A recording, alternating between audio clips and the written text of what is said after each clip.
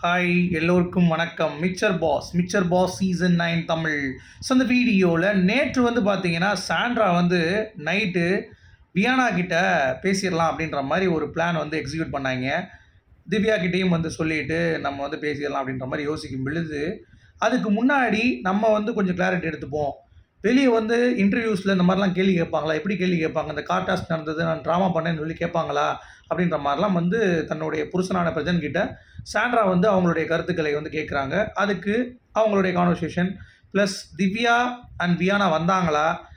அப்படிங்கிறத பற்றி ப்ளஸ் இன்னொன்று இந்த மேட்ரை பேசி முடிச்சாங்களா இல்லையா நேற்று நைட்டு அப்படிங்கிறதையும் நீங்கள் எல்லாம் அவளோட எதிர்பார்த்துட்ருப்பீங்க. நான் இப்போ வீடியோ ரெக்கார்ட் பண்ணுற டைம் வந்து 3:30 மணி. இது வரைக்கும் பிரஜனும் சாண்ட்ரா வெயிட் பண்ணிட்டு தான் இருக்காங்க. காத்திருந்து காத்திருந்து காலங்கள் போனதடி அப்படின்ற மாதிரி திவ்யா வந்து பார்த்தீங்கன்னா பீடி பிடிக்க போயிட்டா போல, இன்னும் வரவே இல்லை. வியானா பக்கத்தில் வந்து வெயிட் பண்ணிகிட்டு இருந்தா. இப்போ அவளும் தூங்கிட்டா. பிரஜனும் சாண்ட்ராவும் படுத்துட்டாங்க. இனிமேல் வந்து இவங்க பேச மாட்டாங்க அப்படின்னு நினைக்கிறேன். ஏன்னா வந்தால் கூட பிரஜன் மட்டும் தான் முழிச்சிருப்பான்னு நினைக்கிறேன்.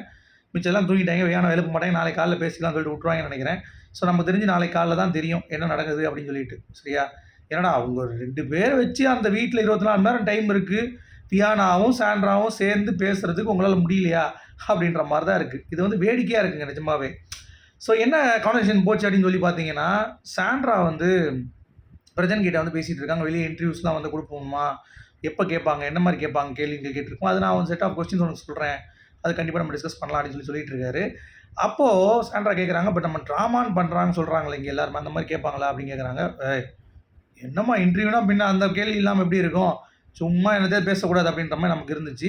ஸோ அதை பற்றி வந்து கேட்குறாங்க. ஆமாம் அப்படின்னு சொல்கிறாங்க. அடுத்ததான் முக்கியமான அப்டேட்டு. சாரிங்க, கரண்ட் போயிடுச்சு. ஸோ இந்த ரெட் கார்டு கொடுத்தது நான் நடிக்கிறது அப்படிலாம் வந்து சொல்கிறாங்கல்ல, அதெல்லாம் என்னால் எப்படி அதை நியூட்ரலைஸ் பண்ணவே முடியல. பிகாஸ் நான் அந்த இடத்துல ஃபேஸ் பண்ண ட்ராமா அப்படிங்கிறது மிகப்பெரிய ஒரு விஷயம். யாருமே அந்த இடத்துல அப்படிலாம் ஃபேஸ் பண்ணியிருக்க முடியாது. அது எப்படி சொல்கிறாங்க, நீ வேணா கானாவினத்தப்ப வந்து சைடில் போகிறாரு, நீ வேணா கானாவினத்த கேளு நான் எப்படி வந்து ட்ராமடைஸ் ஆனேன் அப்படின்னு சொல்லிட்டு. கமருதீன் வந்தாலே நான் வந்து ஏஞ்சி உட்காந்துக்கிட்டேன், நான் பயந்துக்கிட்டே இருந்தேன். என்னுடைய அது ஃபுல் அண்ட் ஃபுல் நான் வந்து மயங்கி விழுந்துட்டேன். அதுக்கடுத்தும் திருப்பி வந்து நான் எல்லாத்தையும் பார்த்து பயந்ததுக்கான காரணம், எனக்கு வந்து கண்டிப்பா பேனிக் அட்டாக் இருக்கு அப்படிங்கிறது கன்ஃபார்ம் ஆயிடுச்சு. அது மட்டும் இல்லாம மெடிக்கல் டீம்லாம் உடனே வரல அப்படின்ற மாரி சொல்றாங்க. நான் வந்து மயங்கி விழுந்துட்டேன்.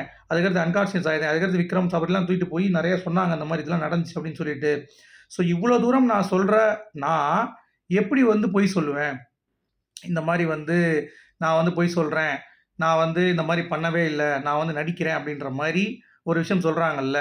நான் வேணும்னே அத வந்து பண்ணேன் அப்படின்னு சொல்லிட்டு. அது எப்படி டாக்டர்ஸ்லாம் பொய் சொல்லுவாங்க? இப்போ ரெட் கார்டு குடுக்கணும்னா, அது பார்வதிக்கும் கமருதீனுக்கும் தான் குடுத்துருக்காங்க. கரெக்ட்டா? அப்போ உண்மையிலேயே என் மேல தப்பு இருந்துச்சு அப்படின்னா, கண்டிப்பா என் மேல தானே ரெட் கார்டு வந்து குடுத்துருப்பாங்க. அப்ப என்ன இந்த வீட்ல ரிட்டயர்ன் பண்ணியிருக்க மாட்டாங்கல்ல. அப்ப என் பக்கம் நியாயம் இருக்கு அப்படின்றதுனால தானே, இப்ப ரெட் கார்டு வந்து குடுத்து, என்ன இவங்கள வந்து வெளிய அனுப்பிச்சிருக்காங்க. என்ன சேவ் பண்ணியிருக்காங்க. ஸோ அப்படி இருக்கும்போது நான் எப்படி தப்பு பண்ணுவேன்? அப்படின்ற மாரி வந்து கேட்குறாங்க. அது எல்லாம் புரியுது அப்படின்னு சொல்லி பிரஜன் சொல்றாரு. பட் இருந்தாலும் வெளிய வந்து அப்படி பேசிக்கிறாங்க அப்படின்னு சொல்றாங்க. எப்படி பேசுறாங்க? எனக்கு எதுவும் புரியவே இல்ல. இவ்வளோ ஹேட் எதுக்கு? நான் வந்து நடிக்கலையே! நான் வந்து கரெக்ட்டா தானே இருந்தேன். எதுக்கு நடிக்கிறாங்கன்னு சொல்றாங்க? என்னுடைய ஃபீலிங் வந்து எப்படி இருக்கும்? அப்ப எனக்கே இப்படி இருக்குன்னா, அவங்களுடைய ஃபேமிலி சர்க்கிள்ல யாருக்கோ வந்திருக்கு போல இந்த மாரி ட்ராமா. அதெல்லாம் வந்து ரொம்ப பெருசு அப்படின்னு சொல்றாங்க. இங்க சாண்ட்ரா கொஸ்டின் வந்து ரொம்ப சிம்பிள். ஆக்சுவலா நீங்க குழப்பிக்கிற மாரி ஒண்ணும் கிடையாது. என்னன்னு பார்த்தீங்கன்னா, நீங்க கீழ விழுந்தது பெரிய விஷயம் கிடையாது. அந்த இடத்துல வந்து ரொம்ப கம்மி தான். அதுக்காக இவ்வளோ பெரிய விஷயம் வருமா? அந்த ஃபோர்ஸ்னால நீங்க கீழ விழுறது அப்படிங்கிறது ஓகே தான். பட் அதே விஷயம் தான் இப்ப பார்வதிக்கு சபரி பண்றப்ப அவங்க எடுத்திருக்கலாம். வேற மாரி கார்ட யூஸ் பண்ணி அத வந்து வேற மாரி மாத்தி விட்டுருக்கலாம். ஆனா பார்வதி இத பண்ணல. நீங்க அத பண்ணியிருக்கீங்க. அதுதான் இப்ப பெரிய இஷ்யூவா வந்து கொண்டு போயிட்டு இருக்கு அப்படிங்கிறது பார்க்க முடியுது. அதை நீங்கள் புரிந்து கொள்வீர்களா? அப்படிங்கிறது எனக்கே தெரியல. கண்டிப்பா சாண்ட்ராவுடைய அந்த மனநிலை எப்படி இருக்க போகுது அப்படிங்கிறது தெரியல. ஆனா இவங்க எல்லாருமே இன்டர்வியூ ப்ரிப்பேர் ஆகுறாங்க. அடுத்து எப்படியாச்சும் இந்த மேட்டர்லேருந்து வெளிய வரணுன்றதுக்காக பார்க்குறாங்க. கரெக்ட்டா? ஆனா இதில ஒண்ணு நீங்க புரிஞ்சுக்க வேண்டியது, இதில் சாண்ட்ராவுடைய நடிப்பு அப்படிங்கிறது வெளிய வந்தது அவங்களால வந்து ஜீரணிக்க முடியல.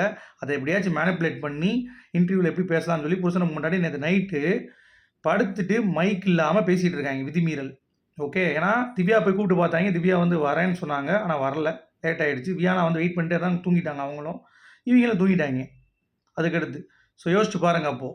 என்னென்னலாம் மேனிபுலேட் பண்ணி இவங்க வந்து இந்த சிச்சுவேஷன்லருந்து பார்வதி கமருதீன் தான் தப்பு. இவங்க தப்பே பண்ணல. விஜய் டிவி முடிவு எடுத்திருப்பாங்க அப்படின்ற மாரி டர்ம் பண்ணி எஸ்கேப் ஆக வழிய பார்க்குறாங்க. உங்களுடைய கருத்துக்கள் சொல்லுங்க. மீண்டும் சந்திப்போம்.